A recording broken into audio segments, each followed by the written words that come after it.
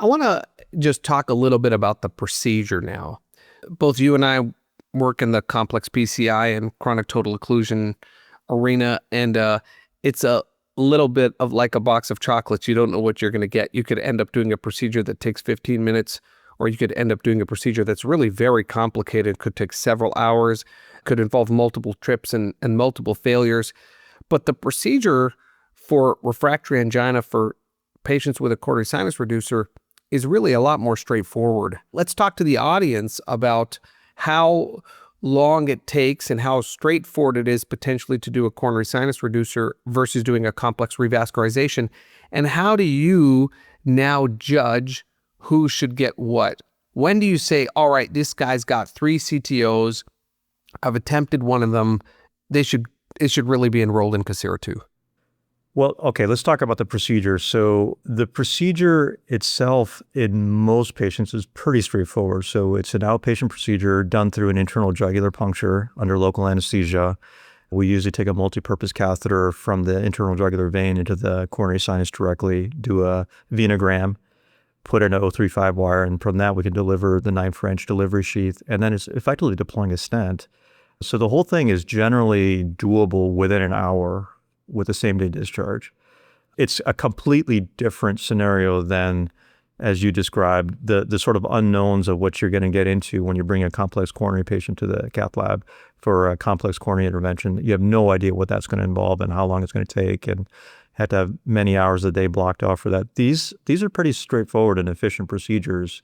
You know, just anecdotally, so we were able to do several compassionate use cases before COSIRA was rolled out in the U.S. And Shmuel Benai and Keith Jackson from the company came out and proctored us, and we did 4 compassionate use cases. And this is a procedure we'd never done before. And we did 4 compassionate use cases from 8 o'clock to noon. We were done. And this is my CTO day where you typically schedule 2 to 3 cases and plan on not being home till like 9 o'clock at night, right? Yeah. And we're done with 4 cases by noon. So it's a dramatically different procedure. On that same token, with any procedural efficacy, we have to balance safety. So what are the risks of some of this procedure? What are some of the things that you've come across that you tell the patients, or that you're either concerned about or not concerned about with using a coronary sinus reducer in this patient population? Yeah, I think it's relatively safe. I think that this is an area that most coronary interventionalists are not particularly familiar with, you know, advancing a catheter to the coronary sinus and delivering a sheath and a stent into that space is not something that most of us do. So there are some, you know, risks of complication, particularly related to the wire migrating into a branch. There have been cases of tamponade from something like that happening. There have also been cases of the device migrating or embolizing. All of this is pretty rare. I mean, nobody's reported strokes or death, thankfully, from any of the trials that have been published to date. But it's not without some risk. So you can't say that this is a zero risk procedure. But overall, learning curve is quite easy, and the procedure itself is quite reproducible in terms of technical success. It's sort of a different concept entirely than going for your second CTO or reattempt for a twice failed CTO and the peri-procedural risks that that involves and the likelihood of failing again. It's a different concept entirely. And so I use that to help determine for a patient what makes the most sense. I usually will lay out all of these options. Obviously, in the U.S., the big issue here is that this is not a commercialized device. It's something that's part of a randomized clinical trial, and patients have to be okay with the idea that they might get the sham arm. Right. So that's, you know, obviously a big issue at the moment. So let's talk about COSIRA-II in a little bit more detail. So this sham-controlled, randomized controlled trial, are you guys enrolling at your institution at the moment?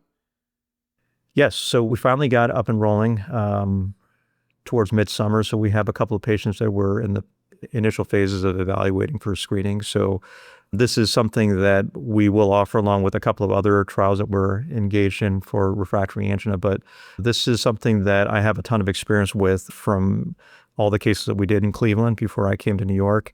I think that this is going to be part of our therapy moving forward. So to summarize some of the trial inclusion criteria, these are patients who have refractory angina for more than 90 days with class 3 or 4 symptoms have objective evidence of myocardial ischemia. It really doesn't matter how you do it, echo, PET, MRI, whichever one you want. And it's got to be in the left circulation.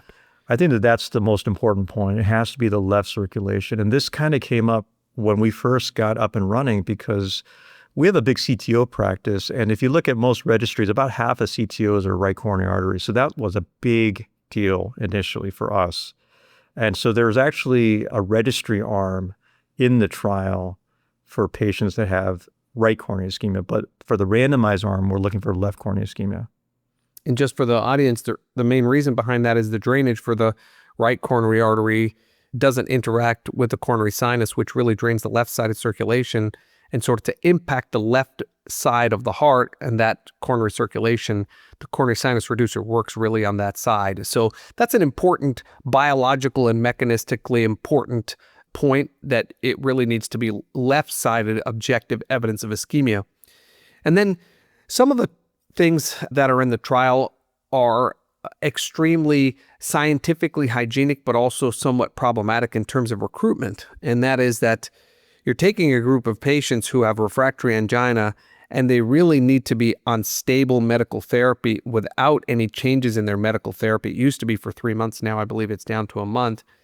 And the problem is, it's not always you making that choice, right? So refractory angina patients have frequent contact with their doctors, but it doesn't mean that they're going to have, chest pain on Tuesday at, 11 a.m. so they can call their doctor. It might be at 11 p.m. after having a bag of salty chips or something like that. They end up in the emergency room, they get their medications changed, and then we have to kind of reset the clock to get them enrolled into the study.